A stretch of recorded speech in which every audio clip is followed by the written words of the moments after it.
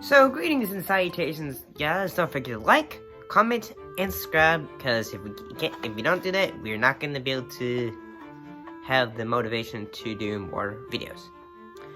And happy Easter. If this video comes out early, or if it comes out late, happy Easter still. So, I think the last time, we did a video talking about Easter games was probably last Easter, when the guy who does this channel, discussed I think it was a PS1 game about the Easter Bunny. I can't remember. I can't remember.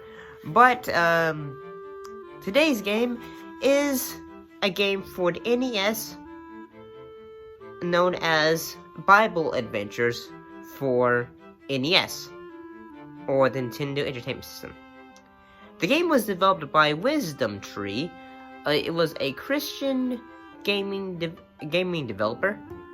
It was originally, the previous name it had was Color Dreams. So the game has 3 games included on Bible Adventures. I bet, during the 90s, I probably bet you would have found this game at some, say, your local Hallmark store or something like that. Most likely. Yeah, probably. So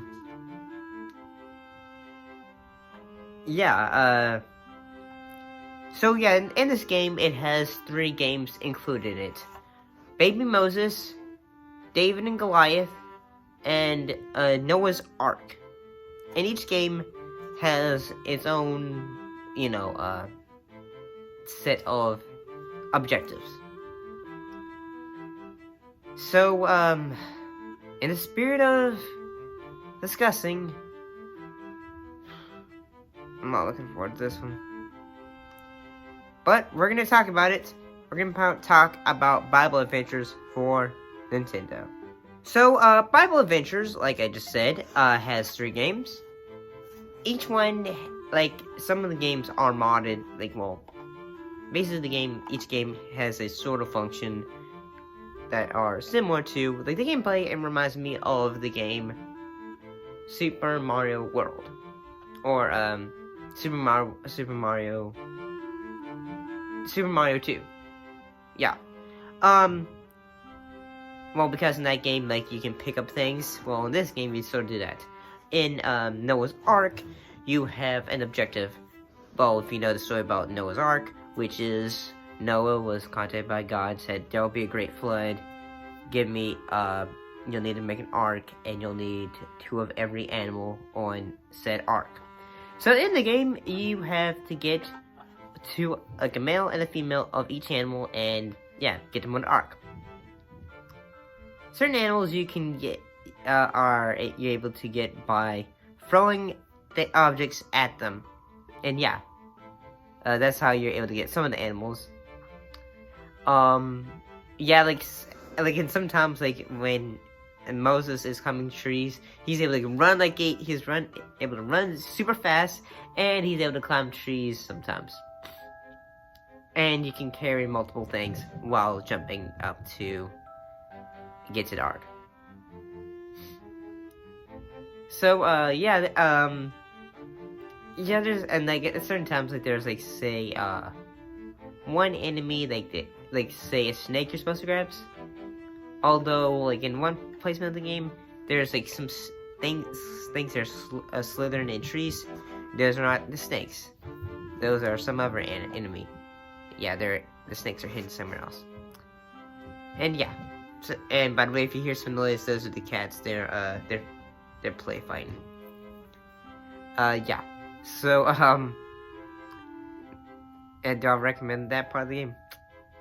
It's okay. So the second game in Bible Adventures is Baby Moses. And Baby Moses is basically you are picking things up and taking Baby Moses to the end of the screen. And try not to get hit. And to be honest, yeah, because sometimes it's easy to get hit because, there's, say, soldiers everywhere, shields, there's, little bugs, or I have no idea what they are. They look like spiders that, they're just running like Sonic the Hedgehog or something like that. They're going so fast. And yeah, am I gonna say it's not good? It's not. I mean, I really cannot say that one's any good either. Let's be honest. I just felt like say I can't do this. I mean, I'm not saying it's mostly just because I thought this is repetitive. It's just getting tiring. Because I thought, okay, same basically thing, ideas. Carrying an object, taking the over stop. But at the same time, I thought, okay, you also have to have the aspect of picking up Moses. And you have to make sure you take away from, like, yeah, you can't be like, say, Super Mario, Yoshi's Island, and, you know, just feel like saying no.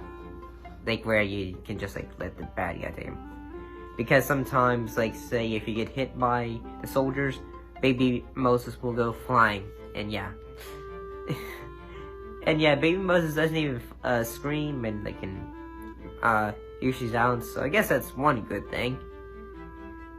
So that's, yeah, and the music is just, like, it's just nothing. I'm being honest. I'm not saying I can do better, because I have no experience programming a video game. So yeah, I'm not saying I could do better. But yeah, I just feel like if you're gonna do Bible stories, you could have done a better story. So in the third game, which is David and Goliath, and yeah, like part of the game, you are trying to get your sheep from one part of the game to the other. Just like in Noah's Ark, where you're trying to pick up animals. And yeah, there's some enemies, like say the lions, who are just like, whenever you pick up the lions, they'll just go, they'll chase after you, they'll knock your sheep off. But if you don't have the sheep in your hands, there you go. They're like little cats who just go. But as soon as they got food, they just go, what's that? So yeah. Yeah, my cats are just running around still. For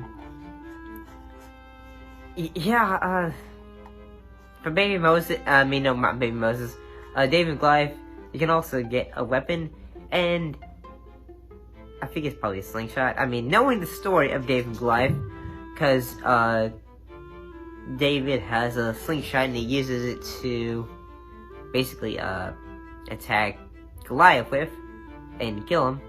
Yeah. But, instead of, like, you know, a rock that goes, like, just straight forward, it goes, like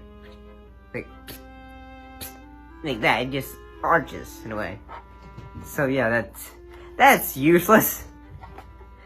I mean, I'm just saying, like, say in the video game, if you're gonna have a weapon, don't, I mean, if you're gonna have but then again, on the NES, there's two buttons.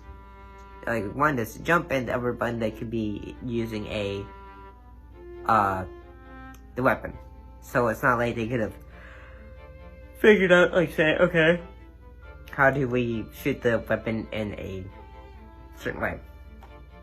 Yeah. But yeah, I guess that's how they could do it. And honestly, I'm going to give my, like, thoughts of, like, final thoughts on this Bible Adventures video game. So, Bible Adventures for NES, it's like, I mean, if you're a Christian and if you're probably during that era of gaming, you probably would have liked it, but then again, you probably would have thought, like, well, this is lame, mostly just because you thought, like, during that time period, like, games were probably $50 or $40, and then you thought, like, 3 games, that's great, but then again, each one's the same thing, so, and I'm not looking back at it, if you're gonna do stories based off the Bible, wouldn't you, well, I mean, I know they're probably thinking, like, say, well, video games, they were mostly geared toward kids. Yeah, but at the same time, they also had games that were, like, say, Punisher, Alien had one. Well, not really Alien, but, you know, there was other games that would have been considered, like, say, not for, well, looking at the NES, they're probably like Akari, Metroid, or say, don't ever forget the name of this game. Basically, it is the game where, where you go, where you have the gun and you're trying to go to end level and all that. I forgot it, I'm sorry. But I feel like if you're gonna do a game based on the Bible, like, have stories, like, say, like, if you're, have, like, a story based on the Last Testament, perhaps, or something like that. Have one, like, the story of Moses, the story of, Noah, and also, like, say, David Love. Those are well-known stories that you probably would have seen in nursery school. Bible school. So, yeah, I mean, if they're trying to do stories that were probably well-known, they probably chose ones that were probably good. But at the same time, like, if I was a game developer then that time up period of, like, go back, find something of a story that probably kids don't know that would have gotten them to be interested in the Bible. But what do you guys think? Do you think this game's good? Do you think it's bad? Put your thoughts in the comments down below. Let us know. Thanks for watching, and we'll see you next time. Happy Easter.